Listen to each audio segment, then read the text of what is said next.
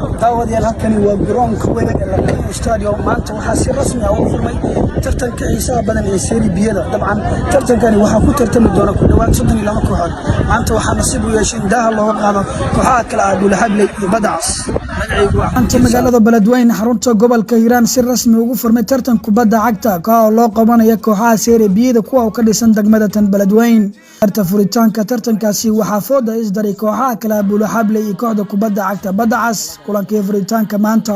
waxa uu ku soo ilaaday eber oo dhibcaha waa la qaybsaday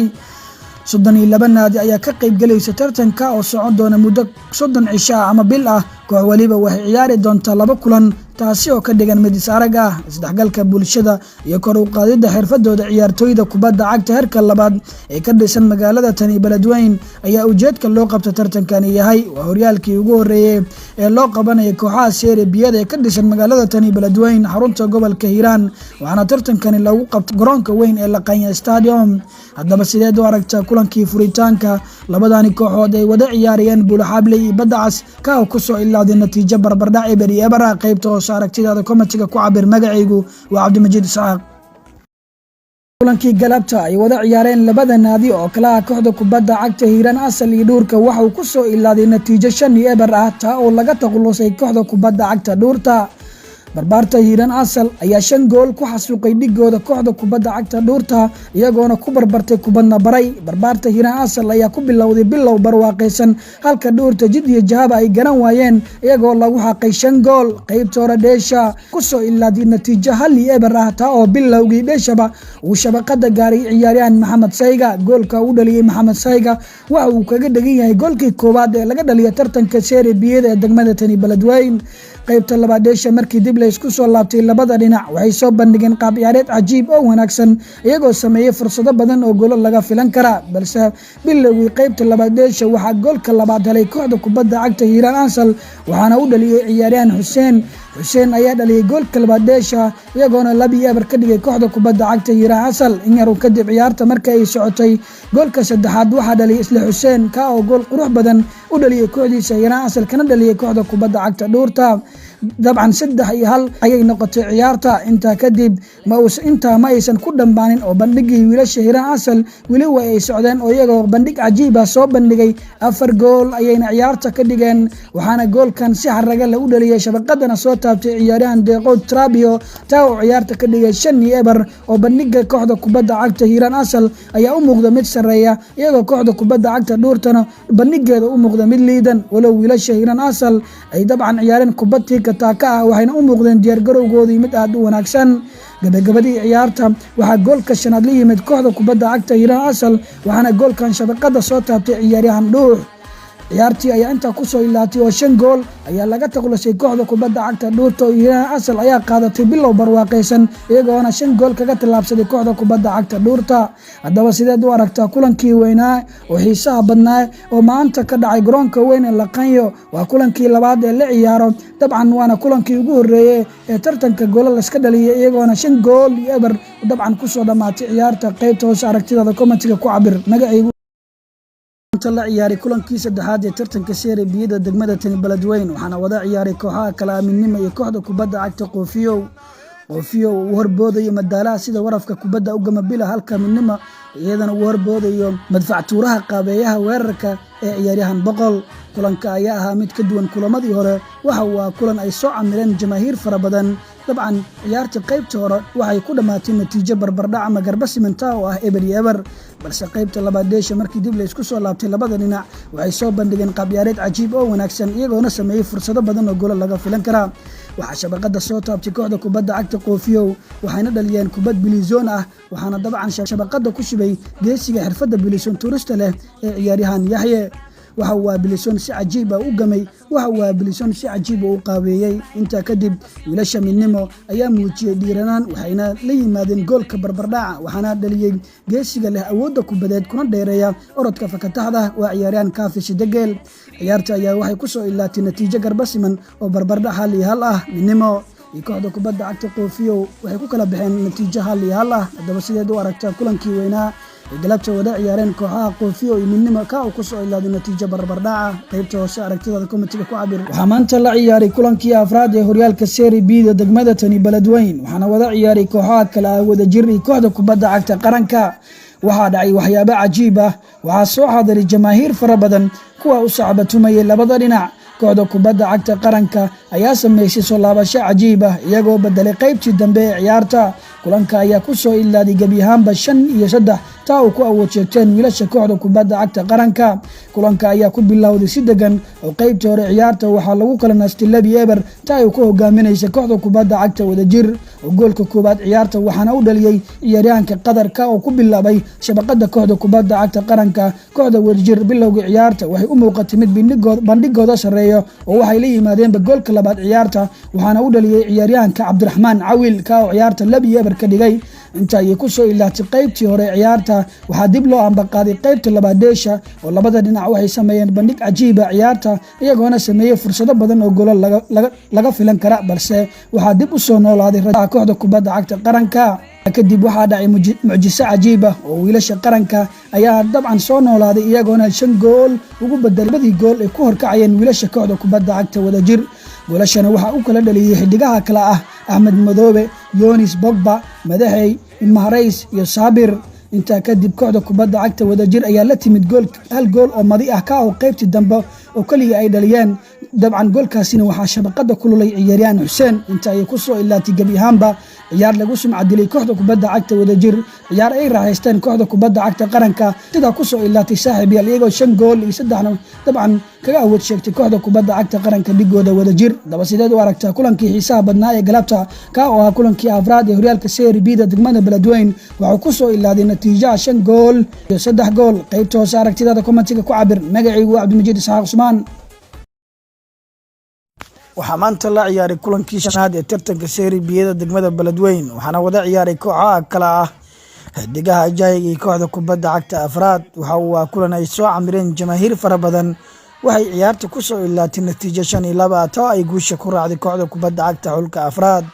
ciyaarta ayaa ahayd mid ay soo camireen taageerayaal fara badan kulanka ayaa mid aad iyo aad u xiiso badan waxaana kulankii shanaad ee horyaalka Serie B degmada Tani Beledweyne kulankan ayaa waxa uu is aragga lugta koowaad waxaana wada ciyaarayay kooxda kubadda cagta xulka afraad iyo dhigeeda kooxda kubadda cagta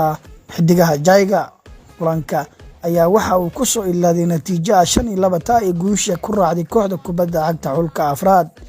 wiilashan xulka afraad ayaa soo bandhigay bandhig qurux badan iyagoo dabcan ciyaartani ay ku gacan sareeyeen ciyaarta ayaa gabi ahaanba waxay ku soo ilaatay natiijo 5-2 taa ay libinta ama guusha caawa laqay ay kala hoydeen wiilasha kooxda kubadda cagta xulka afraad hadaba sideed u aragtaa kulankii shanaad waxa uu ku soo ilaaday natiijo 5-2 taa ay dabcan guusha kugu raacday xulka afraad qaybta hoose aragtida komitiga ku cabir magacaygu Cabdimajid Isaaq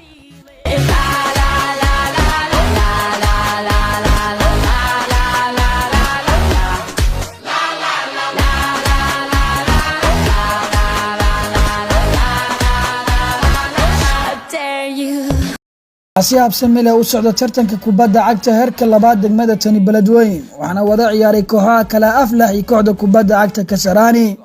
kulankani waxa uu kulankii lixaad ee wajiga koowaad tartanka kooxaha Serie B kuwa oo ka dhisan degmada Tani Beledweyne waxaana galabta wada ciyaaray kooxaha kala ah Aflax iyo kooxda kubadda cagta Kasarani kooxda kubadda cagta Aflax ayaa sameysay soo laabasho cajiib ah iyadoo qaybta koowaad ciyaarta 2 gool looga hormaray kadibna ka soo laabtay qaybtii labaad ee deesha waxaana goolasha u dhaliyay kooxda kubadda cagta Kasarani ciyaartooyda kala ah Cabdiyo iyo Sakariye Qorane qaybta koowaad deesha kulanka ayaa waxa uu ku soo ilaaday natiijo Labi Eber taa ay ku horkacaysa kooxda kubadda cagta Kasarani balse qaybtii labaad deesha markii dib la isku soo laabtay labada dhinac waxay soo bandhigeen qaab ciyaareed cajiib ah oo wanaagsan iyagoona sameeyay fursado badan oo gool looga filan kara balse waxay socotaba deesha kooxda kubadda cagta Aflax ayaa sameysay bandhig cajiib ah kooxda kubadda cagta Kasarani ayaa qalad ku gashay wiilka aan la loodi karin Cabdiwahaab taa oo rigooro loogu awaalmariyay waxaana rigoorada ama gool kulaadka riday ciyaaryahan Cabdiwahaab taa oo dabcan u xirta lambarka 10aad ee kooxda kubadda cagta Aflax waxaana gool ka dhigay penalty lagu awaalmariyay ciyaartan waxa ay sida ku noqotay 2-1 taa ay ku horboodayso wiilasha Kasarani oo wiilasha Aflaxna waxay la yimaadeen hal gool oo rajadooda ayaa soo noolaatay waxay socotaba dheesha waqtigii dhimashada ay la yimaadeen goolka barbardhaca waxaana gool cajiib ah shabaqada ku xadreeyay taa uu sala kicisay dhammaan jamaahiirta Aflax wiilka xirta lambarka 17aad Yaasiin waxa uu dhaliyay gool yimid waqtigii loo baahnaa waxa uu waa gool sare u qaaday sarana kiciyay calanka kooxda kubadda cagta Aflax kooxda kubadda Aflax ayaa sidaa ku soo barbaraysay ciyaarta waxayna ka dhigtay natiijo barbardhac 2-2 ah kulankii weynaa oo xiisaha badnaa ayaa maanta waxa uu ku soo ilaaday natiijo garba siman taa oo kooxuhu dhibcaha ay ku qaybsadeen haddaba sideed u aragtaa kulankii weynaa ee xiisaha badnaa maanta ku soo ilaaday 2-2 qaybta hoose aragtidaada komatiga ku cabir magacii waxaa si habsami leh u socda tartanka kubadda cagta heerka labaad degmada Tani Beledweyne waxaana la ciyaaray kulankii 7aad waxaana wada ciyaaray kooxaha kala ah Bunduweyne Stars iyo kooxda kubadda cagta Doonka ciyaarta ayaa ku bilaabatay si degan wiilasha Bunduweyne Stars ayaa soo bandhigay qaab ciyaareed cajiib ay u riyaaqeen taageerayaashooda kuwa uu shaada sare ka daawanayay ciyaarta wiilasha Bunduweyne Stars ayaa caawa gabi ahaanba 4 gool iyo 3 gool kaga taqlusay kooxda kubadda cagta Doonka qaybtii koowaad ee ciyaarta ayaa ku soo ilaatay natiijo 2-1 taa ay ku horboodaysa wiilasha Bunduweyne Stars waxaana goolasha u kala dhaliyay ciyaartooyda kala ah Mustafa iyo sidoo kale Mustafa Sky halka Doonka goolka qura qaybta koowaad dhashay oo ah penalty ka oo dabcan Yuusufay Makana uu goolka u dhaliyay qaybtii koowaad ee ciyaarta ayaa sida ku soo ilaatay oo 2 gool iyo gool waxa ku horbooday geesiyaasha kooxda kubadda cagta Bunduweyne Stars qaybtii labaad dhashay markii dib la isku soo laabtay labada dhinac waxay soo bandhigeen qaab ciyaareed cajiib oo wanaagsan iyagoo sameeyay fursado badan oo gool laga filan kara inta kadib waxa bandhigoodii wacna sii watay wiilasha Bunduweyne Stars waxay kaloo ay dhaliyeen 2 gool waxaana shabaqa soo taabtay ciyaartooyda kala Mustafa Sky ka oo kaga dhignaa goolkii saddexaad ciyaarta waxa uu goolkiisii labaad oo ciyaarta ka dhaliyo waxay socotaba dheesha waxa kaloo yimid goolkii afraad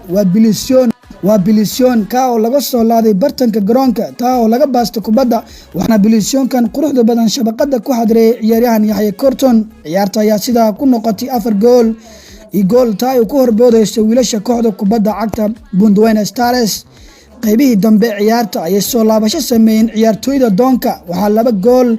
dabcan ay u dhaliyeen ama ay ka heleen ciyaartooyda kala ah Maxamedow iyo sidoo kale Balag ayaa yimid labadaasi gool oo waqti dambe yimid ciyaarta ayaa sidaa ku noqotay 4 gool iyo 3 gool gabi ahaanba inta ay ku soo ilaatay ciyaar ay raaxaysteen wiilasha Bunduweyne Stars sidoo kale Doonka lagu raaxaystay galabta ayaa sidaa ku soo ilaatay saaxiibayaal oo waxaa looga adkaaday 4 gool iyo 3 gool dabcan sidaad u aragtaa kulankii xiisaha badnaa oo maanta la ciyaaray kulankii 7aad ee tartanka heerka labaad degmada Tani Beledweyne qaybta hoose aragtidaada komentiga ku cabir magacaygu waa Cabdimajiid waxaa meel xiisa iyo xamaasad leh maray tartanka heerka labaad ee kubadda cagta degmada Tani Beledweyne waxaana maanta la ciyaaray kulankii 8aad ee wajiga koowaad tartanka kulanka ayaa ahaa mid xiisa iyo xamaasad gaar leh waxaana wada ciyaarayay kooxaha kala iskaashi iyo kooxda kubadda cagta Alba Team kulanka ayaa ku soo ilaaday natiijo ah 3-2 taa ay kaga awood sheegteen wiilasha kooxda kubadda cagta Alba Team halka kooxda kubadda iskaashi maanta la qanya guuldarro kala soo hoydeen waxaana ku awood sheegtay natiijada 3-2 ah kooxda kubadda cagta Alba Team ciyaarta ayaa ahayd mid xiisa iyo xamaasad gaar leh iyadoo ciyaartooyda labada dhinac ay soo bandhigeen qaab ciyaareed cajiib oo wanaagsan oo loo riyaaqo waxay ahayd madal kulmisay dadyo kala duwan kuwa oo jecel ciyaaraha waxaana galabta libinta laqanya kala hoyday wiilasha Alba Team halka kooxda kubadda cagta iskaashi ay guuldarro maanta la kulmeen maanta ayaa la ciyaaray kulankii 8aad ee tartanka haddaba sideed u aragtaa habsamida leh oo tartanka u socdo guulaha waaweyn ee kooxaha qaar ay gaarayaan iyo kooxana laga adkaanaya qaybta hoose aragtidaada komentiga ku cabir magacaygu waa Cabdimajiid Isxaaq si habsami leh u socdo tartanka heerka labaad ee kubadda cagta degmada Tani Beledweyne iyadoo kulamo kala duwan la ciyaarayo maantana waxaa la ciyaaray kulankii 9aad ee wajiga koowaad ee tartanka waxaana wada ciyaaray kooxaha kala Laanta Hawada iyo kooxda kubadda cagta Lions of Africa kulanka ayaa ku soo ilaaday natiijo 2 gool iyo gool taa ay guusha ku raacday kooxda kubadda cagta Lions of Africa ciyaartan ayaa ahayd mid xiiso iyo xamaasad gaar leh iyadoo ay soo xadireen dadyo kala duwan kuwa uu saacabatumay labada dhinac kulankan ayaa waxa uu ahaa wajiga koowaad ee ariga tartanka heerka labaad ee kubadda cagta degmada Tani Beledweyne iyadoo dabcan uu meel xiiso iyo xamaasad leh marayo kulankan ayaa ku soo ilaaday natiijo 2 gool iyo gool taa uu guusha ku raacday wiilasha kooxda kubadda cagta Lions of Africa madasha ayaa soo xaadiray jamaahiir kala duwan kuwa uu saacabatumay labada dhinac haddaba sideed u aragtaa sida habsamida leh oo u socdo tartanka heerka labaad ee kubadda cagta degmada Tani Beledweyne qaybta hoose aragtidaada komentiga ku cabir waxaa si habsami leh u socda tartanka heerka labaad ee kubadda cagta degmada tani Beledweyne waxaana maanta la ciyaaray kulankii 10aad ee wajiga koobaad ee tartanka waxaana wada ciyaaray kooxaha kala Hubaal iyo kooxda kubadda cagta Onadka kooxda kubadda cagta Onadka iyo Hubaal ciyaartooda waxay ku soo dhamaatay natiijo 7 gool iyo 2 taay ku adkaadeen wiilasha kooxda kubadda cagta Hubaal waxay ahayd madal ay soo camireen jamaahiir fara badan kuwa u saacabatumay labada dhinac wiilasha Hubaal ayaa 7 gool ku xaqriyay dhigooda Onadka waxay isgeysay lanqayo iyadoo leewaad ka adkaan kartiin kooxdan Hubaal hase yeeshee waxay ka noqotay iyadoo xambaarsan gool darac culayska uu ka batay oo ay la dhacdhacisay wixii la qanya stadium ka dhacay waxay ahayd wax taariikhda galay qaybtii hore ayaa lagu kala baxay iyadoo la baduujiyay golal badan lagu harqiyay balse ciyaarta ayaa ku soo ilaatay gabi ahaanteedba 7 gool iyo 2 taay ku awoodshagteen wiilasha kooxda kubadda cagta Hubaal waxaana la dhihi karaa Onadka maba jirinba meel ay ka toosneed ama ay ka fiicneed oo waxaa fadhiida difaacooda halka goolkooda iska haawanayay qadka dhex maba jirin oo waa la waayay meel uu ka baxay afka hore ha sheegin oo waxa la isweydiinay inay garoonka ay ku jiraan in kale ciyaarta ayaa ku soo ilaatay natiijo 7 gool iyo 2 gool taay ku awoodshagteen wiilasha Hubaal kulankan ayaa ahaa kulankii 10aad ee araga wajiga koobaad ee tartanka Serie B degmada Beledweyne haddaba sideed u aragtaa kulanka xiisaha badan ee maanta la ciyaaray oo kulankii ugu horeeyay ee tartanka intuu socdo 7 gool lisgeeyay qaybta hoose aragtidaada commentiga ku cabir magacaygu waa Cabdimajid Isxaaq waxaa si dardar ah u socda tartanka heerka labaad ee kubadda cagta degmada tani Beledweyne waxaana la ciyaaraya kulamo kala duwan iyadoo ciyaartoy da'yar ah kuwa uu muraayad u ah kubadda cagta ay ka soo baxayaan waxaana maanta la ciyaaray kulankii 11aad ee wajiga koobaad ee tartanka waxaana wada ciyaaray kooxaha kala wadaag Stars iyo kooxda kubadda cagta Helabardo kulanka ayaa ku soo ilaaday natiijo 2 gool iyo 2 taay libinta caawa la qeyn kala hoydeen wiilasha kooxda kubadda cagta Helabardo kulanka ayaa mid xiiso iyo xamaasad leh ay dabcan ciyaarta ayaa ku bilaabatay si degan iyadoo mid kale shabaqada ka ilaashanay qaybtii hore dheesha ayaa lagu kala nastay natiijo 2 taay labada kooxood isku dhaafi waayeen balse qaybtii dambe dheesha markii dib la isku soo laabtay labada dhinac waxay soo bandhigeen qaab ciyaareed cajiib oo loo riyaaqo iyagoo sameeyay fursado badan oo gool laga filan kara balse waxay socotaba dheesha waxaa yimid goolkii koobaad ee kooxda kubadda cagta Helabardo waa gool penalty ama gool kulaad ah taa ay galeen qalad ciyaartoyda kooxda kubadda cagta wadaag Stars waxaana goolkan shabaqada dabcan ku shubay ciyaaraanka xirta lambarka 11aad ee Lee inta kadib waxaa yimid goolka labaad ee kooxda kubadda cagta Helabardo waa gool gool ay iska dhaliyeen difaacyada kooxda kubadda cagta wadaag Stars waxaa kaloo cajiib ah ama dhacdada cajiibta maanta ka dhacday garoonka ayaa ah in maanta 2 kaar oo roos la qaato taa oo qaataan 2 ciyaartoy ka tirsan labada koox kala matalayo haddaba sideed u aragtaa sida habsamada leh u socda tartanka maanta kooxda kubadda cagta wadaag Stars natiijo gool daro ay ku furteen Helabardo gool weyn ayay gaareen qaybta hoose aragtidaada commentiga ku cabir magacaygu waa Cabdimajid Isxaaq waxaa si habsami leh u socda tartanka heerka labaad ee kubadda cagta degmada tani Beledweyne waxaana maanta la ciyaaray kulankii 12aad ee wajiga koobaad ee tartanka waxaana wada ciyaaray kooxaha kala dhagax jibis iyo kooxda kubadda cagta walaalaha kulanka ayaa mid xiiso iyo xamaasad gaar leh iyadoo ay soo xaadireen jamaahiir fara badan kuwa u saacabatumay labada dhinac waxayna maanta guusha ku raacday wiilasha dhagax jibis kuwa wax suuq baan u geystay dhigooda walaalaha kulanka ayaa ku soo ilaaday natiijo 6 gool iyo 2 taay maanta libinta la qeey kala hoydeen wiilasha kooxda kubadda cagta dhagax jibis sidoo kale qaab degan ayay ku wajaheen dhigooda kooxda kubadda cagta walaalaha halka qaybta hore dheesha lagu kala nastay 4 gool iyo 2 taay ku horboodayeen wiilasha kooxda kubadda cagta dhagax jibis difaacyada kooxda kubadda cagta walaalaha ayaa sidii tusbixi oo kale u furtay halka goolkooda uu iska haawanayay weerarkooda ha sheegin oo waxa la isweydiinay inay garoon ku jiraan in kale qaybtii dambe dheesha markii dib la isku soo laabtay labada dhinac waxay soo bandhigeen qaab ciyaareed cajiib oo wanaagsan oo loo riyaaqo inta kadib waxaa sii socday bandhigii wiilasha dhagax jibis oo waxay kala ay dhaliyeen 2 gool taa oo ciyaarta kaga dhigan 6 gool iyo 2 kulan lagu barbartay kubadna la baray kooxda kubadda cagta walaalaha ayaa sidaa ku soo ilaaday oo natiijo 6 gool iyo 2 ay ciyaarta galabta ku soo ilaatay dhagax jibis kulankii ugu horeeyay waxay ku furteen natiijo guul ah iyagoo 6 gool xasuuq baan u geystay dhigooda walaalaha haddaba sideed u aragtaa tartanka xiisaha badan ee heerka labaad degmada tani Beledweyne meel xiiso iyo xamaasad gaar leh ayuu maraya qaybta hoose aragtidaada commentiga ku cabir magacaygu waa Cabdimajid Isxaaq waxaa si habsami leh u socda tartanka heerka labaad ee kubadda cagta degmada tani Beledweyne iyadoo kulamo kala duwan la ciyaarayo tartanka ayaa maraya meel xiiso iyo xamaasad gaar leh iyadoo dadyow kala duwan soo xaadirayaan haddaba kulankii galabta la ciyaaray waxaana wada ciyaaray kooxaha kala VIP kooxda kubadda cagta xidigaha raadeerka waxa ku soo ilaaday natiijo 3 gool iyo 2 taa ay maanta la qeyn libinta kala hoydeen wiilasha kooxda kubadda cagta VIP xidigaha raadeerka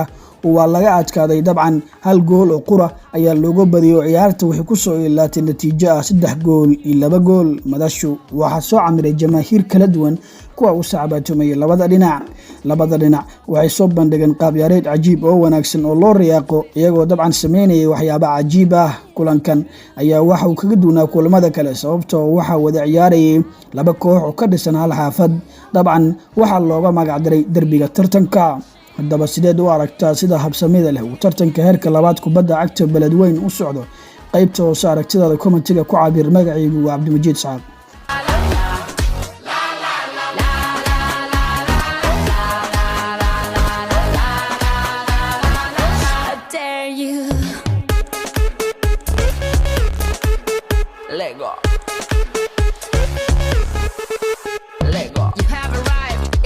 waxaa si habsami leh u socda tartanka heerka labaad ee kubadda cagta degmada Tani Beledweyne waxaana maanta la ciyaaray kulankii 14aad ee wajiga koobaad ee tartanka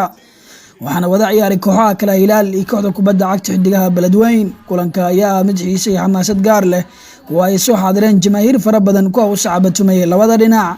kulanka ayaa ku bilowday si degan iyagoo kooxuhu ay soo bandhigeen qaab ciyaareed cajiib oo lagu qanco dabcan kulanka qaybtiisa hore ayaa ku soo ilaatay natiijo eber kuwa ay isku dhaafayeen labada dhinac balse qaybta labaad markii dib la isku soo laabtay labada dhinac waxay soo bandhigeen qaab ciyaareed cajiib oo loo riyaaqo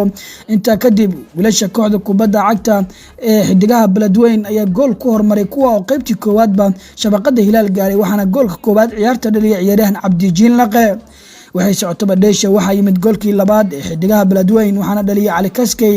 inta ma aysan ku ekaan ciyaarta oo wiilasha Hilaal ayaa soo noolaasho sameeyay iyadoo 2 gool oo degdeg ka dhaliyeen kooxda kubadda cagta xidigaha Beledweyne Hilaal waxayna goolasha ugu mahadnaqayeen wiilasha kala Bashirow iyo sidoo kale Xuseen kulankan ayaa ahaa kulankii 14aad ee wajiga koobaad ee tartanka waxaana